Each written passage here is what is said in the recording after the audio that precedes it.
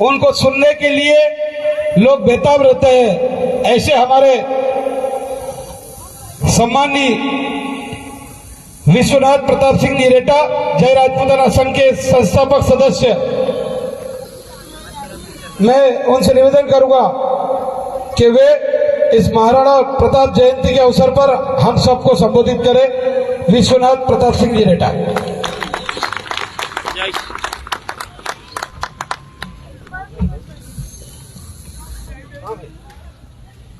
परम पूज्य केसरिया ध्वज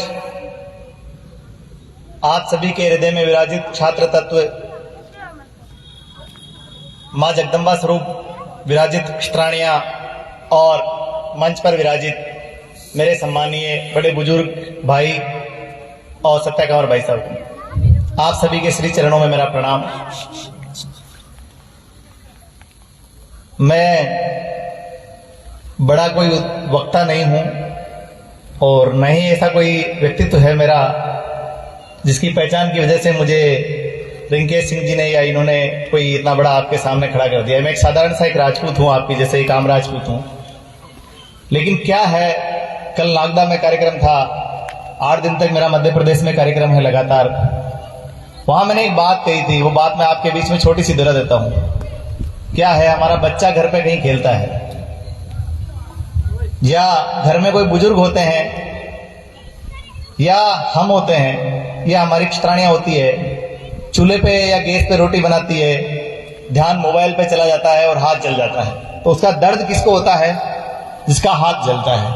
अब उससे पीड़ा पूछेंगे तो वो उस पीड़ा को बता पाएगा, वही बता पाएगी जिसका हाथ जला है। देसी भाषा में केवे राजस्थान में कि जी का कुणी का हाथ जला गए बी का दर्द हुआ है। तो ये जो शब्द और जो पीड़ा मैं कहता हूं वो मेरे हृदय की पीड़ा है, मेरे मन में है। 12 साल से जो मैं अनुभव कर रहा हूं वो आपके बीच में रखने का प्रयास करता हूं। आज महाराणा प्रताप की जयंती बड़े हम गर्व से मना रहे हैं। इस जयंती पर सबसे पहले तो मैं हाथ जोड़ के आप सभी से क्षमा याचना करता हूं, क्योंकि पूर्व में मुझे यहाँ मुख्य अतिथि के रूप में बुलाया गया था। अशोक सिंह ने मुझे आमंत्रित किया था कुछ वर्ष पूर्व और मैं किसी कारणवश आपके बीच में उपस्थित नहीं हो सका। वो मेरा दुर्भाग्य था कि मैं आपके बीच में नहीं आ सका। उसके लिए मैं आपसे आज सब हाथ जोड़ के क्षमा प्रार्थी हूं। भविष्य में ऐसी गलती नहीं होगी। आज हम सब महाराणा प्रताप की जयंती मनाने के लिए इकट्ठे होते हैं। हर वर्ष ये जयंतियां मनाई जाती है, हर वर्ष रैलियां निकाली जाती है। क्या औचित्य है इन रैलियों का? क्या सीखा है हमने इन 70 सालों में? पिछले 200 वर्षों से केवल और केवल हमारे राजपूतों के बीच में और इन अन्य जातियों के बीच में खाइयां पैदा करने का कार्य इन कुसंदगित लोग और जो देशद्रोही लोग हैं उन्होंने किया है। हमने उन चीजों पर विचार करने का कार्य नहीं किया कभी। हम केवल यहां जयंतियां मना के रैली निकालते हैं और रात को बैठते हैं, सुबह खाना खाते हैं और उस जयंती के दूसरे दिन भूल जाते हैं। क्या इसीलिए हमने महाराणा प्रताप की जयंती मनाने का प्रयास किया? आज 482वीं जयंती मना रहे हैं, उसके बावजूद भी हम ये कहते हैं कि राजपूत समाज संगठित नहीं है। इससे बड़ी हमारे लिए शर्म की बात कुछ नहीं हो सकती है। कौन कहता है राजपूत समाज संगठित नहीं है? आप बैठे हैं, हम बैठे हैं, इतने सारे लोग बैठे हैं, ये संगठित नहीं है तो है क्या? ये किसका परिणाम है कि हम संगठित नहीं है? ये संगठन ही तो है। केवल पीड़ा एक इतनी है कि हम मूल तत्व से विकृत हो गए हैं। जिस क्षत्रिय धर्म के बारे में हमें सोचना चाहिए, जिस छात्र धर्म की प्रेरणा लेके हमारे पूर्वजों ने पूरे हिंदुस्तान में झंडे गाड़े, उस छात्र धर्म को हम भूल चुके हैं। अन्य धर्मों को हमने अपना धर्म अपना लिया, हमने अपने धर्म को त्याग दिया। इस कारण आज यहां है। जिस प्रकार एक मटका हमारे घर में रखा जाता है, उसका कार्य होता है कि वो पानी को ठंडा करे, और अगर वो पानी का ठंडा नहीं करेगा तो हम उस मटके को उठाकर बाहर फेंक देंगे। यह मटका अपनी उपयोगिता खो देता है तो भी हम उसे बाहर फेंकते हैं। उसी प्रकार क्षत्रिय जाति ने अपने छात्र धर्म और अपने क्षत्रिय परिपाटी को त्यागने के कारण, उसी के कारण आज हमारी ये दशा है कि आज हम यहां बैठे हैं। हमारा राज चला गया, हमारे गढ़ चले गए, हमारे किले चले गए। बिना एक इतिहास में पहला ऐसा युद्ध हुआ 1947 में, जब बिना किसी लड़ाई के हमने अपने राजपाट इन सरकारों के सामने दे दिए। उसके बावजूद भी हमें नकारा गया। क्यों? क्योंकि हमने क्षत्रिय परिपाटी को समझा नहीं। लोगों ने हम पे इन 200 सालों में इतने बड़े आरोप लगाए। लोगों ने ये कहा कि हमने अन्य जातियों पर अत्याचार किए हैं। मैं जानना चाहता हूं, एक राजा का नाम मुझे बताए जिसने किसी अन्य जाति के ऊपर अत्याचार किया। श्री राम से लेकर आज तक राजपूतों ने सिवाय त्याग के अलावा कुछ नहीं किया है। श्री राम ने, लोगों ने कहा हमने भेदभाव किए। कहां किया हमने भेदभाव? श्री राम ने किसके हाथ से बेर खाए? सबरी के हाथ से बेर खाए। सबरी कौन थी? भील जाति से थी, फिर भी उसका हमने भेदभाव किया। महाराणा प्रताप जिनकी आज हम जयंती मनाते हैं, जब वो किले में रहे तो महाराणा प्रताप राणा प्रताप रहे, राजा रहे, लेकिन जब वो जंगलों में चले गए उन भीलों के बीच में, तो प्यार से लोग उन्हें कीका कहने लगे। ये शब्द उन भील जातियों ने हमें दिया। हमने कहा उनके साथ अन्याय या अछूत का कार्य किया। हमें केवल बदनाम करने की साजिशें इन कुसंगठित लोगों के द्वारा की गई है। ये हम राजपूतों को इस बात को समझना होगा, ये समझना होगा कि ये हमें लड़ाने की साजिश है। राजा राजा तभी तक होता है जब प्रजा उसे राजा मानती है। ये बात ये लोग जानते थे कि आज भी जब देश आजाद हुआ 1947 में और चुनाव हुए, उस चुनाव में सबसे अधिक जीतने वाले एमएलए हमारे राजा महाराजा थे। तो ये लोग जानते थे कि ये प्रजा के लिए लड़ने वाले लोग हैं। उन लोगों ने मीडिया के माध्यम से, सोशल मीडिया के माध्यम से, टीवी के माध्यम से, अखबारों के माध्यम से, किताबों के माध्यम से हमारे इतिहास को मिटाने का प्रयास किया, हमें मिटाने का प्रयास किया, और हम मूक दर्शक बैठे रहे। और आज भी हमारी वही स्थिति है। आपको 13 साल के बालक की छोटी सी कहानी याद दिलाता हूं। जोधपुर में एक महाराजा साहब थे, औरंगजेब के यहां रहा करते थे। उस समय 13 वर्ष का उनका बालक था। औरंगजेब वहां बैठा था। औरंगजेब ने कहा कि है कोई ऐसा राज दरबार में मेरे शेर से लड़ सके? उसके पास एक शेर था, बड़ा था, भूखा था, बड़ा भयंकर था, उससे लड़ने की हिम्मत किसी की नहीं थी। तो उसने कहा कि कोई है जो इस शेर से लड़ सके? तब वहां एक महाराजा साहब बैठे थे, उन्होंने कहा मेरे पास इससे बड़ा शेर है। तो बोले आपके शेर को और मेरे शेर को लड़ा दिया जाए? तो महाराजा साहब ने कहा हाँ, लड़ा दिया जाए। बोले आपका शेर अगर हार गया तो आपका सर कलम कर दूंगा। महाराजा साहब ने कहा बेशक मेरा सर कलम कर देना, कल सुबह 10 बजे राज दरबार में युद्ध होगा आपके और मेरे शेर के बीच में। सुबह हुई, सारे राजपूत सरदार और सब लोग इकट्ठे हुए, मुगलों का भी दरबार लगा, मुगल बैठे हुए, महाराजा साहब आ रहे। औरंगजेब ने कहा कहां है आपका शेर? उनके पीछे एक 13 वर्ष का बालक, देखना भैया क्या उम्र रही होगी उसकी, 13 वर्ष का बालक धीरे धीरे उनके पीछे चल रहा है। बोले ये है, सारा दरबार उसको देखने लग गया। ये बालक लड़ेगा इतने बड़े खूंखार शेर से? बोले औरंगजेब ने कहा पागल तो नहीं हो गए आप? बोले आपको सोचने के, इस बारे में विचार करने की जरूरत नहीं, मेरा शेर तैयार है, आपका शेर तैयार है या नहीं है? दोनों को युद्ध के मैदान में उतार दिया गया। उस शेर को पिंजरे से खोला गया। शेर ने जैसे ही उस 13 वर्ष के बालक पे छलांग लगानी चाहिए, 13 वर्ष के बालक ने अपने हाथ से कटार निकाली। तब महाराजा साहब ने उस बच्चे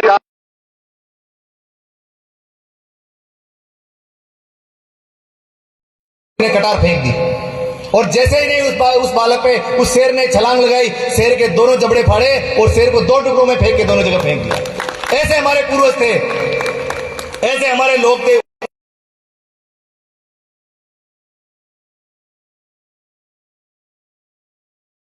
राम के वंशज है, उसके बावजूद हम ये कह रहे हैं कि संगठित नहीं है। कहां संगठित नहीं है? संगठित है, लेकिन हमारे अंदर विचारधाराओं का भेद है। उन विचारों को त्यागना पड़ेगा। जो विचार विजातीय है, जो हमारी जाति के नहीं है, उन्हें हमें त्यागना पड़ेगा। तब जाके राष्ट्र और हमारा धर्म आगे बढ़ेगा। आपस में एक दूसरे की टांग खींचना बंद करना पड़ेगा, आरोप प्रत्यारोप लगाना बंद करना पड़ेगा, और यह समझाना पड़ेगा सब लोगों को कि हम राजा थे, राजा है और राजा रहेंगे। हमने उन जातियों के साथ कभी अत्याचार नहीं किया, उन लोगों के साथ अत्याचार नहीं किया। ये क्षत्राणियां, जो लोग ये कहते हैं कि क्षत्राणियां कुछ नहीं है, मैं आपको अवगत कराना चाहूंगा। आज आप छोटी से एक चूल्हे पे हाथ रखते हैं, मैंने भी उदाहरण दिया, तवे पे हाथ रखते हैं आपका हाथ जलन रहता है। आप कल्पना कीजिए 23 वर्ष की एक क्षत्राणी जो नई नवेली दुल्हन बन के आई है, उनके अलावा 22 साल की 32 साल की महिलाएं जिनकी गोद में 6-6 महीने के बालक हैं, 6-6 वर्ष के बच्चे हैं। जैसे युद्ध का डंकारा बजता है, जोर की ज्वाला जलती है, वो क्षत्राणियां अपने बालकों को, और नई नवेली क्षत्राणियां उस अग्नि में बिना सोचे समझे कूद जाती है, और उनके मुंह से चीख तक नहीं निकलती। उनके हम वंशज हैं। क्या कमी है हमने? कमी केवल एक है कि हमने अपने धर्म और उसकी परिपाटी को त्याग दिया। हमें यह पता नहीं है कि क्षत्रिय धर्म है क्या, क्षात्र धर्म है क्या। संसार का सबसे बड़ा, सबसे पहला धर्म क्षात्र धर्म है। बाकी सब धर्मों का उदय उसके बाद में उससे हुआ है। भगवान महावीर किस जाति से बिलोंग करते थे? राजपूत थे। महावीर निकले बाहर, जब महलों तक रहे तो राजा रहे, महलों से जैसे ही बाहर निकले भगवान महावीर बने और एक नए धर्म को जन्म दिया। वो हमारे वंशज थे, क्षत्रिय थे। भगवान बुद्ध, जिसको ये राष्ट्र मानता है, वो क्षत्रिय थे। विश्वामित्र एकमात्र ऐसे सबसे अधिक तपस्या करने वाले, संसार में सबसे अधिक तपस्या जिन्होंने की 60,000 वर्ष तक, वो क्षत्रिय थे, जिनको आज स्कूलों में पढ़ाया जाता है। आपकी बच्चों के स्कूल में भी पढ़ाते होंगे। एक मंत्र है जिसे कहते हैं गायत्री मंत्र। ओम भू भुवस्व वाला, पता होगा? उस मंत्र के रचयिता एकमात्र क्षत्रिय विश्वामित्र जी थे। वाल्मीकि रामायण में पढ़ लेना आप।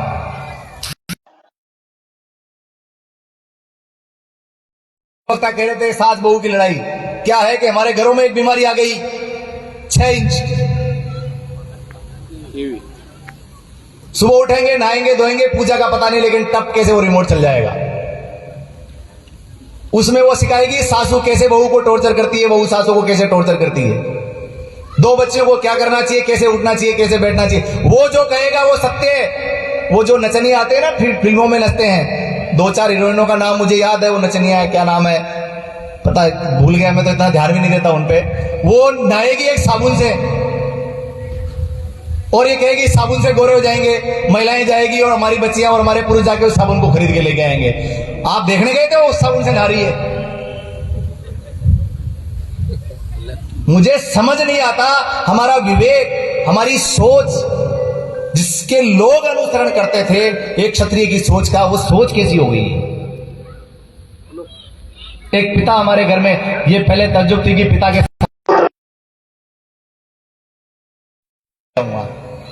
कौन सी पार्टी है ये 8 बजे बाद में, मुझे समझ में नहीं आता ये कौन सी पार्टियां हैं। क्या महाराणा प्रताप ऐसी पार्टी करने जाते थे? अगर वो जाते थे तो आप उनकी आज जयंती नहीं मनाते। आज हम ये समझना नहीं चाहते हैं, ये हमें कड़वा लगता है, ये हमें कड़वा लगता है। सुबह उठ के 4 बजे माता जी की आरती हमें याद नहीं है, लेकिन शीला की जवानी के 10 गाने हम सुना देंगे। ये हमारी सोच है। हमारे पूर्वजों का इतिहास याद नहीं है, लेकिन किस फिल्मी भाड़ ने किससे शादी की थी, कब की थी, उसके कितने बच्चे हैं, उनका नाम हम बता देंगे। हमारे गोत्र याद नहीं है हमें ये पता नहीं कि हमारी कुलदेवी कहां है, ये तक पता नहीं कि लास्ट टाइम हम हमारी कुलदेवी के यहां कब गए थे। और आप फिर ये सोचते हैं कि आप राजपूत के रूप में जिंदा रहेंगे। नहीं रहेंगे। एक बात हमेशा याद रखना, संसार में ईश्वर ने इस कृति का, क्षत्रिय जाति का निर्माण किया शासन करने के लिए, न्याय करने के लिए, धर्म की स्थापना करने के लिए। कृष्ण ने सब कुछ किया, युद्ध किया, गीता लिखी जिसे आज पूरा राष्ट्र मानता है। उस गीता में केवल और केवल अर्जुन को कृष्ण ने एक ही बात सिखाई थी, क्षात्र धर्म। क्षत्रिय धर्म के अलावा गीता में कुछ नहीं है। आपको अगर क्षत्रिय धर्म की जानकारी चाहिए, मुझसे पूर्व आपके यहाँ के वर्तमान अध्यक्ष साहब ने सौर्य जो क्षत्रिय के गुण बताए, वो भी गीता का एक श्लोक है। शौर्यम तेजम धृति दाक्षम युद्धेन चापलायम दानम ईश्वरस्य भावम इति क्षात्र क्रम स्वभाव वजनम। ये गीता कह नहीं सकते, जो कहते हैं वो करते नहीं है। मैंने सीधी सी बात पहले भी कही, दागदा में कही, आज के पहले जहां भी मंच पे जाता हूं एक बात कहता हूं, जो अपनी जात का नहीं वो अपने बाप का नहीं। पहले मेरी जाति मेरा परिवार, पहले मेरा परिवार, फिर मेरी जाति, फिर राष्ट्र, फिर धर्म। जो लोग ये कहते हैं कि राष्ट्र धर्म, मैं उनको सिखाना चाहता हूं, क्या महाराणा प्रताप, क्या पृथ्वीराज चौहान, क्या महारानी पद्मिनी, क्या जयमल फत्ता, क्या गोरा बादल, ऐसे लाखों वीर हुए, क्या उनको किसी ने राष्ट्र धर्म सिखाया था? हमारे पूर्व जितने महान, मीरा, लोग कहते हैं भक्ति हमसे सीखो, राजपूतों से हमसे सीखो भक्ति क्या होती है। मीरा जिसके लिखे हुए श्लोक, कौन सी कॉलेज में पढ़ने गई थी वो, उसके लिखे हुए श्लोकों का अनुवाद आज अच्छे से अच्छे पढ़े लोग नहीं कर पाते हैं। भक्ति में जिसने पराकाष्ठा, संसार में एक ऐसी मात्र महिला, ऐसी सतराणी जो स्वयं कृष्ण में विलीन हो गई, जो स्वयं जीवित कृष्ण में विलीन हो गई। इससे बड़ा भक्ति का उदाहरण क्या मिलेगा हमारे समाज में? लोग कहते हैं राजपूतों ने कुछ नहीं किया। ये क्या था? ये हमने किया, हमारे पूर्वजों ने किया, लेकिन केवल उनकी गौरव गाथा और उनको गाने से कुछ नहीं होगा। उस परिवर्तन को फिर से लाना होगा, उसके लिए बदलाव करना पड़ेगा।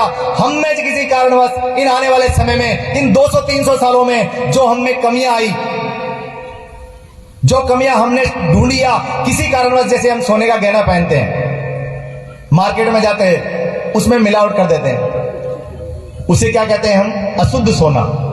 प्योर करने के लिए क्या किया जाएगा? उसे मशीनरी में फिल्टर किया जाएगा। उसी प्रकार हम में इन 200 सालों में किसी कारणवश विजातीय जो गुण आ गए हैं, जो हमारी जाति के, हमारे धर्म के अनुरूप, छात्र धर्म के, क्षत्रिय धर्म के अनुरूप नहीं है, उन गुणों को अलग करने का प्रयास जो है वही धीरे धीरे जाके एक शुद्ध क्षत्रिय के रूप में होगा। क्या किया हमने इसे 200 सालों में कि महाराणा प्रताप जैसे वंशजों को जन्म नहीं दे सके?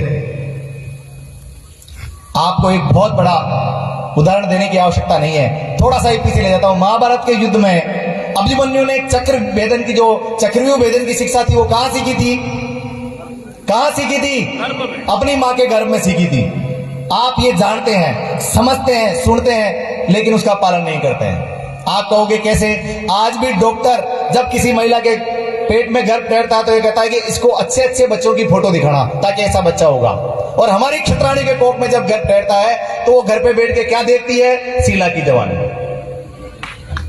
और फिर ये सोचती है कि महारानी पद्मिनी या महाराणा प्रताप जैसे वंशज जन्म लेंगे। कैसे लेंगे? दूसरी सोच, हमारी क्षत्राणी अपने बच्चों को महाराणा प्रताप नहीं, इंजीनियर, डॉक्टर ये बनाना चाहती है। क्या करोगे आप इंजीनियर डॉक्टर बना के? सारे इंजीनियर डॉक्टर बनाएंगे तो फिर समाज सेवा और धर्म की रक्षा करने वाले लोग कहां से होंगे? मैं ये नहीं कहता कि व्यापार आपके जो काम है वो नहीं करने चाहिए, लेकिन उसके साथ साथ एक बालक को अपने धर्म की शिक्षा भी देनी चाहिए। आपको विचार करना चाहिए एक जाति से। मैं बहुत सीखता हूं, मैं बहुत आसपास की चीजों से सीखता हूं, बहुत समझता हूं, बहुत देखता हूं। मैंने बहुत एनालिसिस किया पिछले 3 सालों में कोरोना के बीच में कि क्या चल रहा है ये देश में, क्या है हमारे लोगों की कमियां। मुस्लिम जाति है, खुला बोलता हूं, मुझे कोई डर नहीं है। मैंने उनको बहुत एनालिसिस किया। उनका छोटा सा बच्चा होता है, क्या करते हैं उस बच्चे को? वो पहले स्कूल में भेजते हैं एबीसीडी सीखने के लिए या अंकल डैडी सीखने के लिए भेजते हैं उसको। वो पहले मदरसे में भेजेंगे उसे उर्दू सिखाएंगे, अपने धर्म की तालीम देंगे। हमने कहां अपने धर्म की तालीम देने के लिए शिक्षा केंद्र स्थापित किए? कहां किए राजपूतों ने? हमने शिक्षा केंद्र स्थापित किए हमारे घरों में। A for apple, D for daddy, B for baby, uncle aunty ये सिखाया। कहां काकोसा, बाबोसा, दादोसा हुक्म के शब्द कहां रह गए हमारे बीच में? मेरे साथ एक छोटी सी बच्ची थी, अभी मैं आ रहा था रास्ते में, गाड़ी में बैठा था, वो बालिका थी, बहुत प्यारी बच्ची थी। मुझे स्वागत के रूप में माला पहनाई गई। मैंने वो माला उतार के उस बच्ची के गले में पहनाई। थोड़ी देर तक उस माला को उस बच्ची ने अपने गले में रखा, फिर वो उतारने लगी। मैंने कहा बेटा क्या दिक्कत हो गई? बोले मेरी शादी थोड़ी ही है। मतलब शब्द है, ये विचारणीय बात है कि उन बालकों के मन में ये पता नहीं है कि आज है क्या। बोलती तो है वो बच्ची, लेकिन उसे पता नहीं है। आप उसे ये तालीम, ये उसकी गलती नहीं है, उनके परिवेश में गलती है। हम कब सुबह उठ के सूर्योदय के समय जल चढ़ाते हैं? नहीं चढ़ाते। हम सुबह बिस्तर में पड़े रहेंगे, नहाएंगे धोएंगे नहीं, उठेंगे और उठते कहेंगे एक कप चाय दे दो। वो बच्चा भी ये कहेगा एक कप चाय दे दो। और फिर हम क्या चाहेंगे? साल में एक बार जयंती आएगी, साफे बांधेंगे, तैयार होंगे, जय महाराणा प्रताप, जय महाराणा प्रताप। यही करते रहेंगे 70 सालों में। परिवर्तन की कोशिश मत करना, यह प्रयास मत करना कि उनके जीवन चरित्र को, उनके जीवन की चीजों को हम सीखने का प्रयास करें, खुद के अंदर उतारने का प्रयास करें। मैं जयपुर से यहां मुझे बुलाने की आवश्यकता क्यों पड़ी? आपके बीच में वक्ता नहीं है।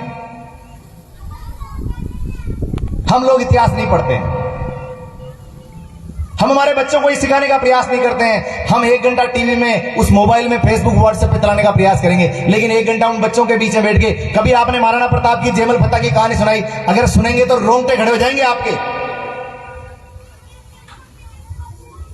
नींद नहीं आती है सारी रात भर जब किसी एक महान योद्धा की जीवन गाथा पढ़ लेते हैं तो पूरी रात भर इतना गर्व महसूस होता है कि क्या हमारे पूर्वज थे, और क्या हम अपने आप पे शर्म महसूस होती कि ऐसा क्या गुनाह कर दिया, क्या गलतियां की कि आज हम इस स्थिति में हैं।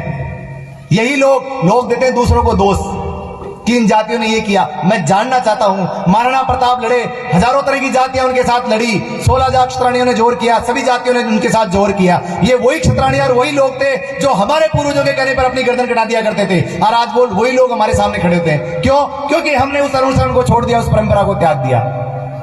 महाराणा प्रताप की जयंती के साथ में उन परंपराओं का निर्वहन करने का प्रयास करें। जयराज कोना संघ काफी सालों से, 12 सालों से अलग अलग जगह कैंप लगा रहा है। हम उस ऊर्जा को जागृत करने का प्रयास कर रहे हैं, उस गुण को आपके अंदर डेवलप करने का प्रयास करें कि क्षत्रिय परिपाटी क्या है। कम से कम उन कैंपों में अपने बच्चों को भेजें। 3 दिन का जो कैंप लगता है, लाठी बाटा तलवार जो है ये चलाना सिखाते हैं। उद्देश्य ये नहीं कि किसी के ऊपर चलाएं, लेकिन उस बच्चे में कायरता का भाव है। आज कहीं लड़ाई हो जाती है किसी बना की, 20 लोग उनको घेर लेते हैं तो बना जी मोबाइल निकालेंगे, अभी रुक जा मैं बुलाता हूं, अभी रुक जा मैं बुलाता हूं। और वही महाराणा प्रताप थे, वही 5,000 राजपूत थे जिन्होंने 80,000 मुगलों को काट के फेंक दिया था।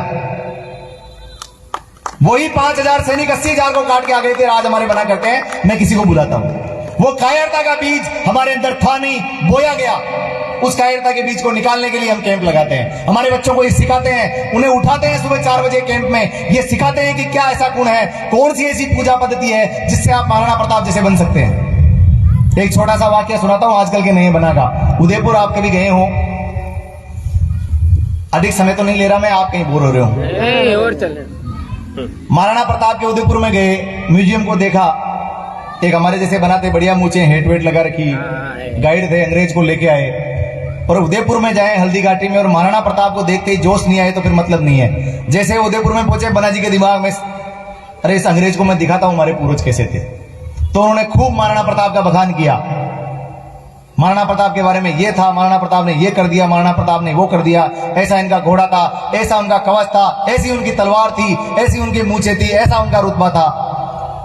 तो उस अंग्रेज ने कहा कि आप महाराणा प्रताप के वंशज हैं? हाँ मैं महाराणा प्रताप का वंशज हूं।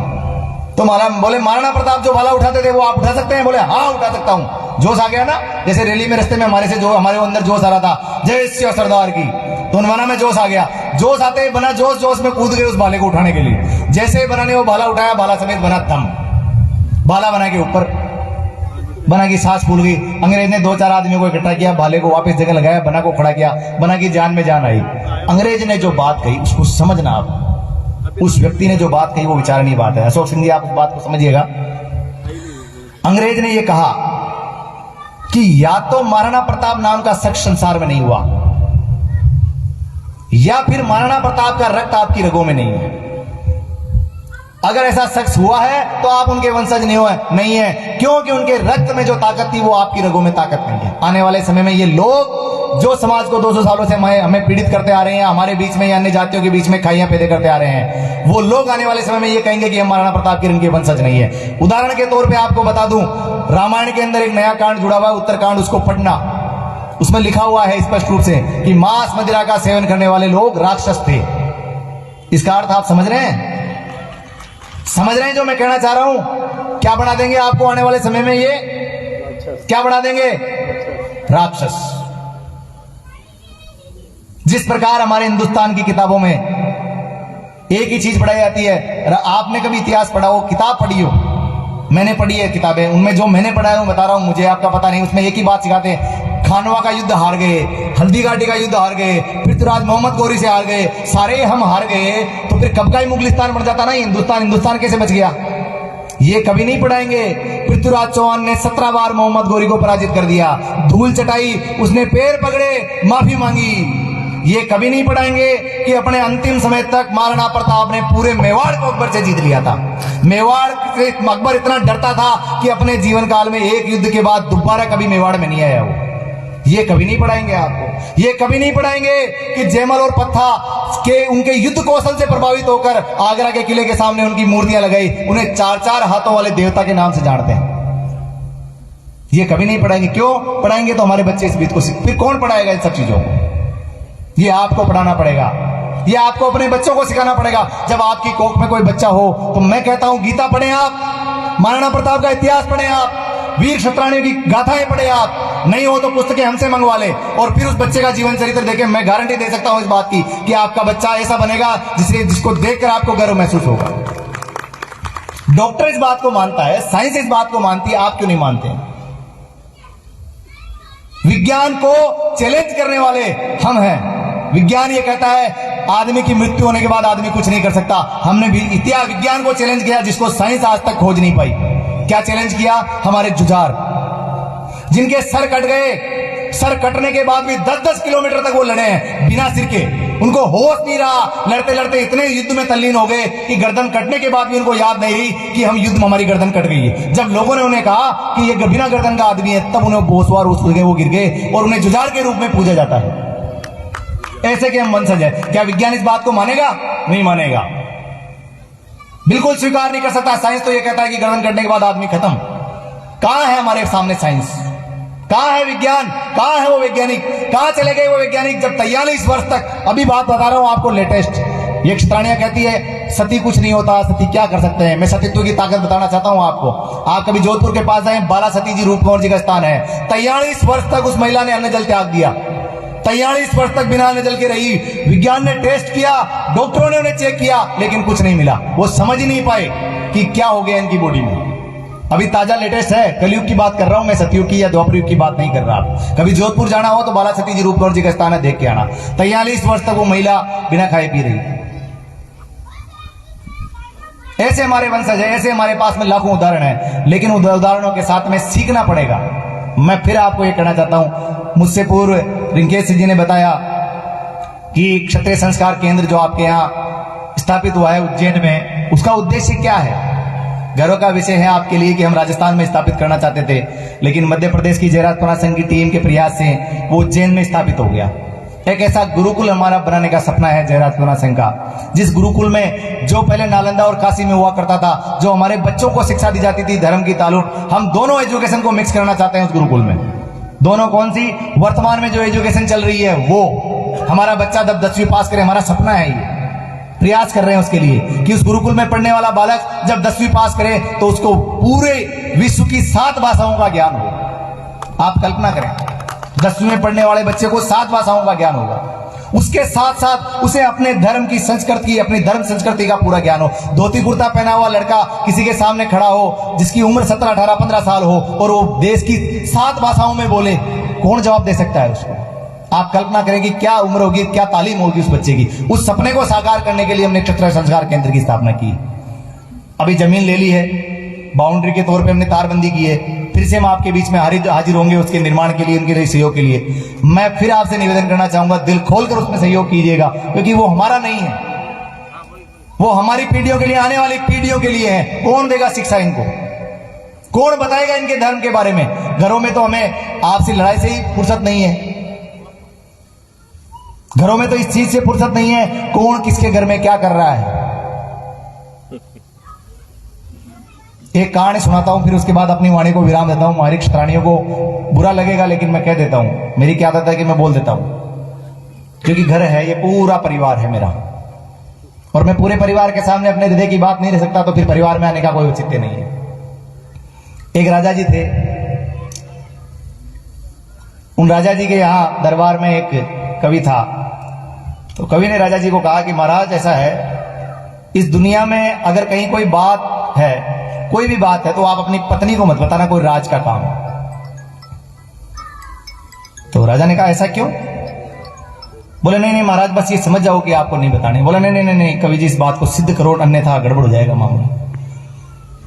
तो कवि ने कहा महाराज, कल रानी जी को ये बोलना कि शिकार के लिए जा रहे हैं जंगल में, भ्रमण के लिए। तो उन्होंने सुबह तैयार हो गए। रानी जी ने पूछा कहां बता रहे हैं आप? तो उन्होंने कहा कि मैं जंगल में भ्रमण के लिए जा रहा हूं। बोले ठीक है। वापस आते वक्त महाराज ने क्या कि एक तरबूज लिया। अंग्रेजी में क्या बोलते हैं तरबूज को? वाटरमेलन। नए बच्चे हैं ना, इसलिए समझ में नहीं आता होगा, तो मैं बता दूं। मां के देसी भाषा में राजस्थान में तो मतीरो बोले भी। तो वो महाराज ने लिया, जंगल में जाके उसके चारों तरफ छेद किए, उसमें से क्या रस निकलता है, रेड रेड, उसको व्हाइट कपड़े में बांध दिया और अपने कंधे पे यूं, कवि जी ने जैसा बताया उनको वैसा किया, कंधे पे रख के लेके आ गए। जैसे ही वो दरवाजे से गढ़ के अंदर प्रवेश किया, रानी जी ने देखा हाथ में ये क्या है जिसका रेड रेड पूरा चारों तरफ का ये कपड़ा हो रहा है। रानी जी ने पूछा ये क्या है? बोले एक ब्राह्मण था, वो ज्यादा बोल रहा था, उसकी गर्दन काट के इसके अंदर पैक कर दी है। तो बोले अब क्या करना है इसको? बोले बक्से के अंदर बंद करना है, छेड़ना मत और किसी को कहना भी मत। समझना आप बात को। ये हम कहते हैं कि घरों में लड़ाइयां कैसे होती है, उसका एक दूर संचार का माध्यम बता रहा हूं मैं आपको, एक बात की 2 बात कैसे बनती है। आप क्षत्रिय इस बात से शिक्षा लेना, समझना, अगर समझ आए तो, नहीं आए तो आप आपके में मेरे। तो उन्होंने बक्से में पैक कर दिया।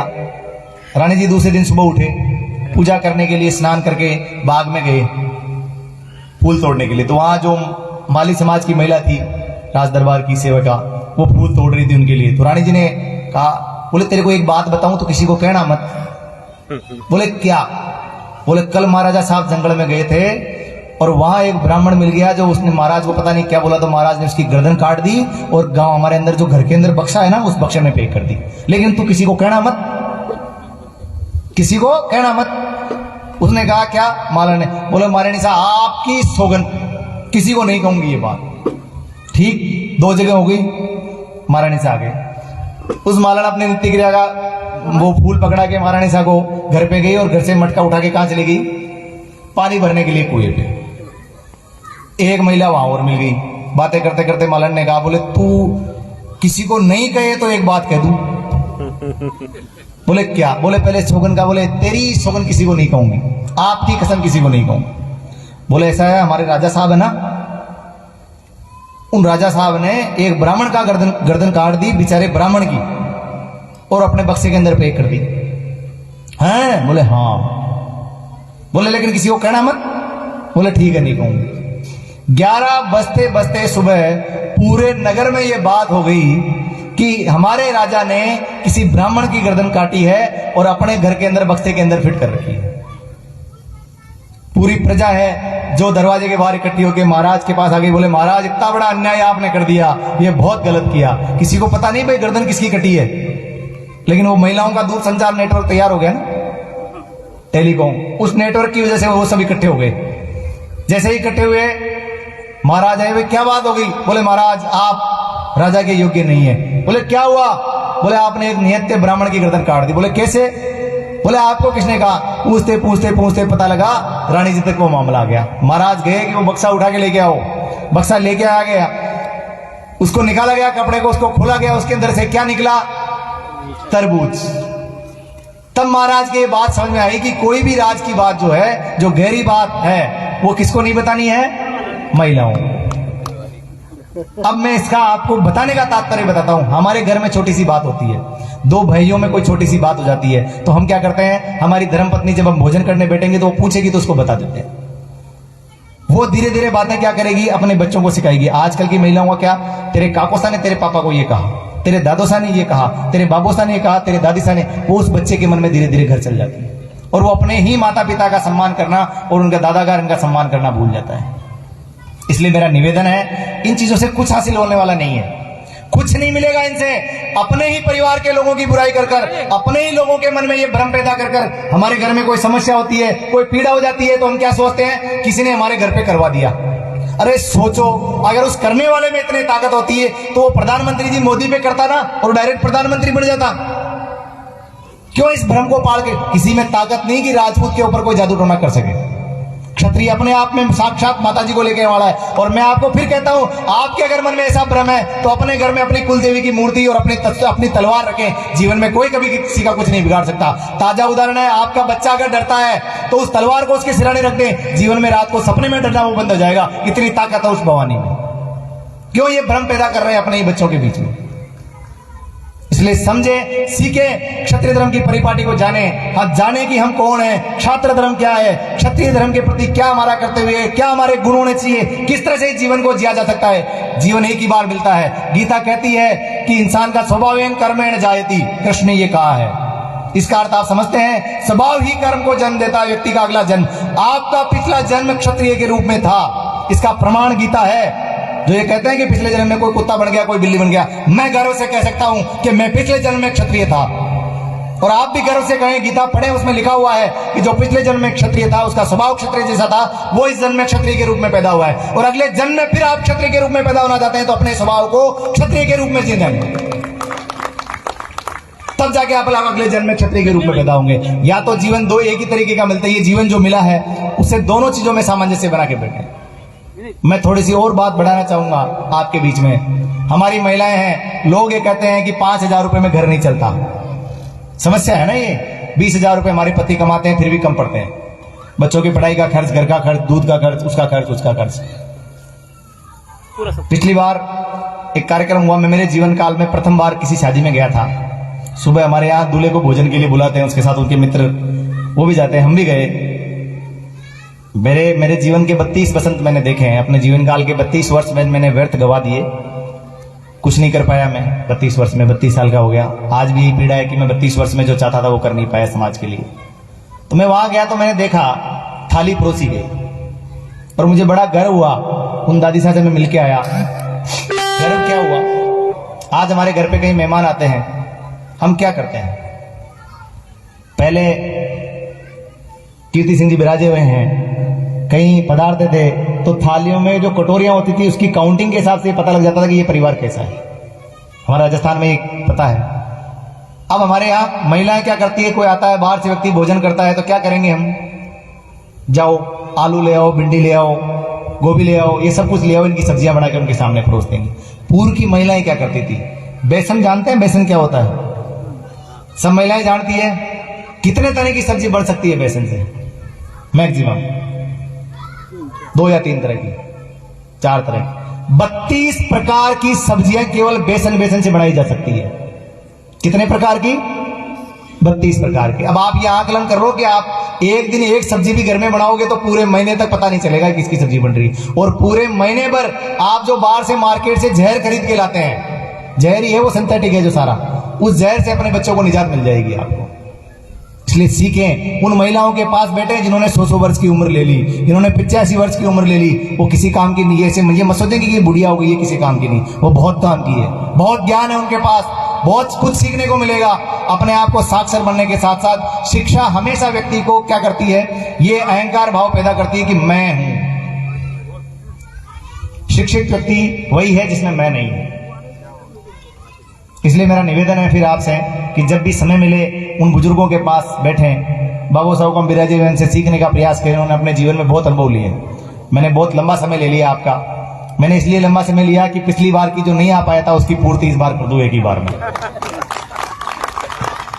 और मुझे बड़ा गर्व हुआ कि हमारे बगरू में झुंड में एक कैंप लगा था। आज आपकी और हमारी जो मुलाकात है वो कैंप है। आपके यहाँ से अशोक सिंह जी, रिंकेश सिंह जी, बहुत सारे हमारे मित्र यहाँ उस कैंप में गए। 3 दिन का कैंप उन्होंने अटेंड किया। यहाँ वो ऐसे ही में रहते होंगे, आप उनसे कभी वाकया पूछना कि कैंप क्या होता है और वहां क्या सामंजस्य। एक थाली में 4-4 लोग बैठ के खाना खा रहे हैं, अपनी थाली खुद उठा रहे हैं, खुद के हाथों से साफ कर रहे हैं। आपके पति जो पानी का गिलास यहाँ से यहाँ नहीं रखते, वहां गिलास और थालियां मांजी उन्होंने। वो कैंप है, उसका अनुभव अलग है, वो जीवन अलग है। प्रयास कर रहे हैं एक दंपति शिविर लगाने का जिसमें पति पत्नी सहित शिविर हो। हमें घर में सुबह से उठकर शाम तक क्या एक क्षत्रिय का जीवन होना चाहिए घर पे, वर्तमान समय में हम क्षात्र धर्म और दोनों को कैसे चला सकते हैं, उसके लिए हम प्रयास कर रहे हैं कि एक कैंप लगे। जब भी लगेगा आपको सूचित करेंगे। फिलहाल कल से ऊटावत, जो धार में ऊटावत जगह है, वहां 3 दिवसीय शिविर लग रहा है, मैं वहीं रहूंगा। आपके कोई बालक जाने के इच्छुक हो तो उनको कल भेजिएगा। ईश्वर की कृपा से कुछ सीखने को ही मिलेगा उन बालकों। अपने बालकों को एसी में इनके बिठाने के बजाय थोड़ा सा तपन करने का महसूस भी कीजिए। हल्दी घाटी का युद्ध जून के महीने में हुआ था। कितनी तपती गर्मी के अंदर उन पहाड़ों के बीच में, तब हम महाराणा प्रताप को अमर कहते हैं और जयंती मनाते हैं। हजारों लोग जीवित होते हैं और हजारों लोग मर जाते हैं। इतिहास में वही अमर रहता है जो इतिहास के साक्ष्य को लेकर अपने धर्म के प्रति अटक रहता है। कृष्ण के वंशज, राम के वंशज हम सब है। फिर से करबद्ध निवेदन है, उपक्षात्र ज्योति जो आपके हृदय में विराजित है, जो ठंडी पड़ी हुई है, उसको जागृत करें। क्षात्र धर्म को सीखें, क्षत्रिय धर्म की परिपाटी को अपनाने का प्रयास करें। और ये जो बलि प्रथा के नाम पे नवरात्राओं में तलवार का दुरुपयोग किया जाता है उसको बंद करें। वो हमारी परंपरा नहीं है। कहीं क्षत्रिय की कुलदेवी की यहाँ बलि प्रथा नहीं होती है। अगर कोई ये कहता है ना तो उसको मेरे से ले आना आप। या तो वो जीवन में अपना जीवन त्याग देगा या मैं अपना जीवन त्याग दूंगा। मैं प्रमाण सहित कह सकता हूं कि किसी भी राजपूत की कुलदेवी के यहाँ बलि नहीं चढ़ती है। इसलिए ये व्यर्थ का प्रपंच है, ये हमें बेवकूफ बनाने का काम है। अधिक विषय लंबा हो जाएगा इसलिए बता नहीं सकता। कभी कैंप में पधारेंगे तो आपको बताएंगे, या आपके यहाँ 1 दिवसीय बौद्धिक का शिविर लगेगा तो उसमें पूरी डिटेल से बताएंगे आपको। कभी मौका मिलेगा तो आपके बीच में आने का। मैंने कोई ऐसी बात कही हो जिससे आपके हृदय को पीड़ा पहुंची हो, आपके हृदय की गहराइयों तक दुख हुआ हो, तो उसके लिए मैं आपसे हाथ जोड़कर करबद्ध क्षमा प्रार्थी हूं। कोई गलती हुई हो मुझसे तो अपना बालक समझकर, अपना पुत्र समझकर मुझे क्षमा करें। जीवन में जब कभी भी आप मुझे याद करें, मेरे लिए कोई सेवा हो, राजस्थान पधारना हो, तो राजस्थान के जयपुर जिले में एक छोटा सा ठिकाना है रेटा, वहां का रहने वाला हूं। आप याद करिएगा, निसंकोच आपकी सेवा में तत्पर रहूंगा। मेरे लिए कभी भी कोई काम हो, और जो क्षत्राणी कल्प के माध्यम से उनकी मदद की गई है, मैं ये घोषणा इस मंच के माध्यम से करना चाहूंगा कि मध्य प्रदेश में प्रदेश संयोजक जो हमारे लाखन सिंह जी कथोड़िया साहब है और प्रदेश संरक्षक लाखन सिंह जी पालाखेड़ी है, उन दोनों से आप संपर्क कर लें। हमारे यहाँ मध्य प्रदेश में क्षत्राणी कल्प चल रहा है, उनके माध्यम से भी उनका जो भी सहयोग होगा, सिलाई मशीन भेंट करना या उनकी मासिक पेंशन देना जो भी है, वो निश्चित रूप से उनसे मदद करेंगे। आप संपर्क कर लीजिए, कोई दिक्कत नहीं। ऐसी कोई और भी महिला हो तो निसंकोच हमारे प्रदेश के व्यक्तियों से, सत्यागौर भाई से, इनसे सबसे संपर्क करिएगा। निसंकोच हम मदद कर रहे हैं। राजस्थान में क्षत्राणी कल्प बहुत बड़ा चल रहा है। अभी सरकार कितनी पेंशन देती है? 1,000 रुपए। हिंदुस्तान का ऐसा कोई संगठन है जो राजपूत समाज का जो अपने ही समाज की महिलाओं को पेंशन देता है? जय राजपूताना संघ है, जिसकी एक योजना है क्षत्राणी कल्प, जिसके माध्यम से हम राजस्थान में 13 जिलों में गर्व होगा आपको कि 1,000 महिलाओं को मासिक 1,000 रुपए की पेंशन देते हैं बिना किसी नेतागिरी के। किसी नेता का डोनेशन नहीं है उसमें, किसी का डोनेशन नहीं है, किसी नेता से लिया भी नहीं है पैसा। केवल आपस में हम जो मोबाइल में अपने डेली कन्वेंसिंग के खर्चे करते हैं, आप घर पे बड़ा धर्म का काम है, बड़ा पुण्य मिलेगा आपको, बड़ा आनंद आएगा। मंदिरों में जाते हैं, घंटियां बजाते हैं, उस दान पेटी में 100 रुपए डालते हैं, कुछ नहीं मिलता उससे। अपने आंखों के सामने धर्म करिए, वो धर्म है। छोटा सा डिब्बा अपने घर पे रखिए, जब भी आप जाएं मंदिर में आप ये सोचें कि ये नारियल फोड़ने से मुझे पुण्य मिलेगा, नहीं मिलेगा। वो 10 रुपए उस डिब्बे में डालिए। महीने में जितने भी पैसे इकट्ठे हो अपने आसपास ऐसे किसी परिवार को देखिए, चाहे वो किसी भी जाति का हो, वो डिब्बे के जो भी पैसे हैं उसे डोनेट कीजिए। आपको बड़ा गर्व होगा, अंदर हृदय में एक अजीब सी शांति मिलेगी उसकी। ये प्रयास करके देखिएगा, बड़ा आनंद आएगा आपको। हम वही काम करते हैं। जय क्षात्र धर्म, जय रघुनाथ जी की। आप सभी के विराजित, आप सभी के हृदय में विराजित छात्र तत्व को मेरा प्रणाम। एक बार पुनः मैं आप सभी के यहां बुलाने पर जो मुझे मान सम्मान स्वाभिमान और मुझसे अकिंचन को अपात्र को आपने आधे घंटे तक सुना, मेरी कोई योग्यता नहीं है, उसके लिए मैं आपका साधुवाद हृदय से प्रेषित करता हूं। आपके सभी के श्री चरणों में मैं प्रणाम करता हूं। मेरी क्षत्राणियां जो है, हमारी क्षत्राणियां, उन सभी के श्री चरणों में मेरा प्रणाम।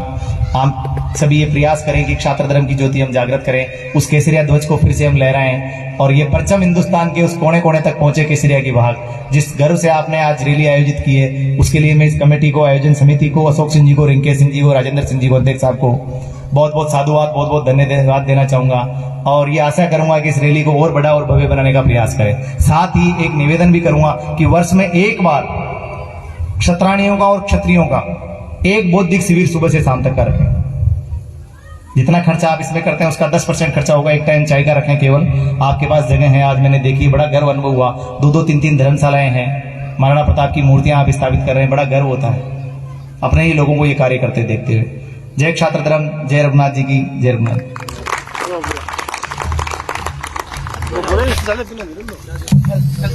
काफी उत्साह से भरपूर, और मैं आपको